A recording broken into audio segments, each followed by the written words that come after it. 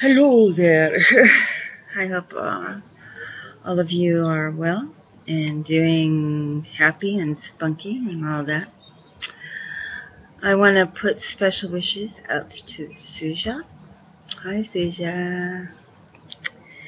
I tell you, girl, what's life doing? What's this? Huh? Brother-in-law being a butt, telling ya.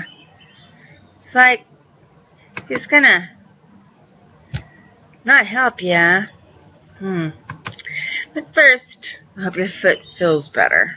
I know you go through hell with that. And the antibiotics are hard. I know. I have renal failure, and a kidney infection is not a good thing to go through because it usually leads to what? Kidney damage, and the kidney almost dies. So, yeah.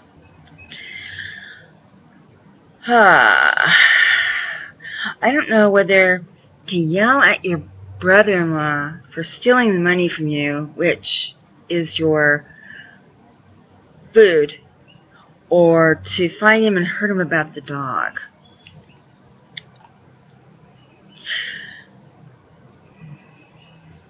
You know, he must have serious problems, obviously. I just can't believe it. I mean, I do believe it. But to do that to his sister-in-law, number one, is beyond forgiving. You know, he owes you quite a lot of money, not just the $80. And he basically went into your account and used it as his. And are you going to get the money back? I don't know. I personally, you know, I think there's one idea, since you don't want to call the police, but I would call, if I were you, I'd call my son and let him come out for a little visit and go find him and get that money back. A friend's, you know, you can't do it. You're a very ill woman. And, I mean, it's like, oh, sure, we'll take you out of your wheelchair, take away your antibiotics, there goes your kidney, you know. No. And abusing Molly. God.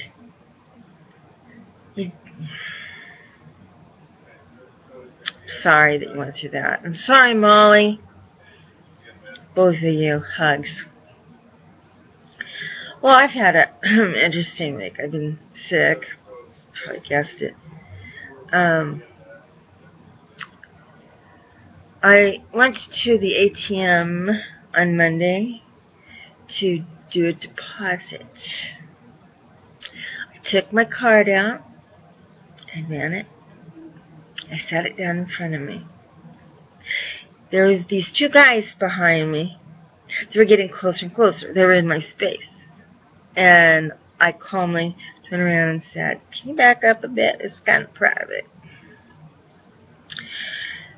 Anyway, I turned around and I was putting in, you know, all that stuff. And I looked down and the card was gone. I looked underneath the machine, on the side, in the machine. I went to the front and said, "Did somebody turn in the last card now?" What he had done, his friend, while I was busy arguing with him, he probably then took the card. I don't know.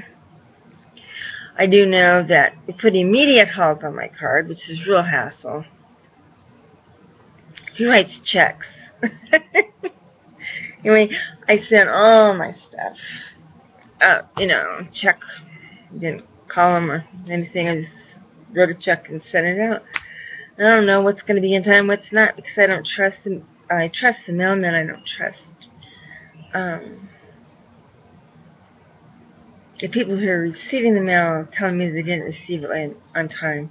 That's happened to me a few times. And you send it 3 weeks in advance, you know, and you're like, really? Well, you know, it can sit in our basket. Well, I said one time, I said, it's sitting in your basket. That's your fault, not mine, you know.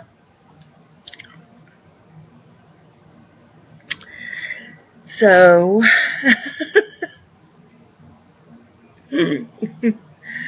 as you know, Paris graduated last week, associate's degree. His little brother, I cannot believe this. How do I say it? I want to just die, which I will do sooner or later. He signed up for the Marines for when he gets out of school.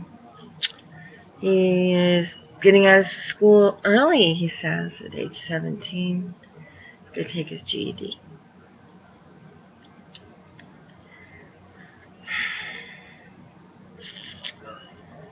He could have been the Navy, the Air Force, the Army, but he picked the Marines. They're usually the first to die when they go in. They're land people.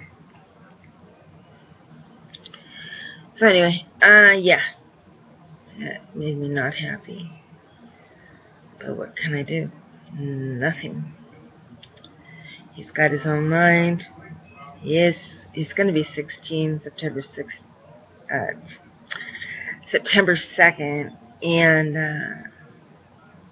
there's nothing I can do about it. He was thinking of going to live with his father for a while, and then he decided no, because he's got an evil stepmother, according to him, and his father is kind of hard on him, harder than I ever was. So, you wouldn't her father, maybe he should. Anyway, I just don't believe in picking him up and slamming him against the door or the wall of that fact, causing bodily harm to anyone. And that's what was going to happen if he went there. And I didn't say it. She said it. It's like, oh my God. So,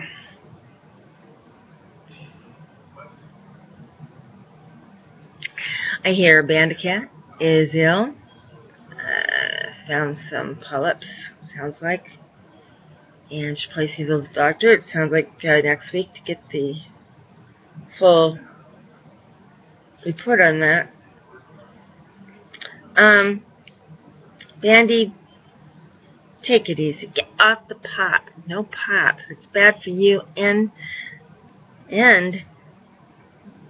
that husband of yours. It's bad for you. It caught you weight gain, you bloat, it rots your teeth. Water is good for you, Drink lots of water, and cranberry juice and orange juice. I mean, God, guys, come on, you're young. And walk. Walk. At least start out a block, then 2 blocks, then 3 blocks, and then walk about a mile. And you just increase it from there. I mean, you're too young. I'm getting more worried about young people getting sick. I'm not officially considered elderly. I laughed. I said, okay. I'll be 57 in September. And so I could have moved into a retirement center 2 years ago. Not with kids. So anyway, I am now looking at the retirement center. Actually, it's a facility where it's retirement in the home and also a nursing facility on the other side. So it'll be better for me. And it kind of makes me feel weird that I'm even talking about this.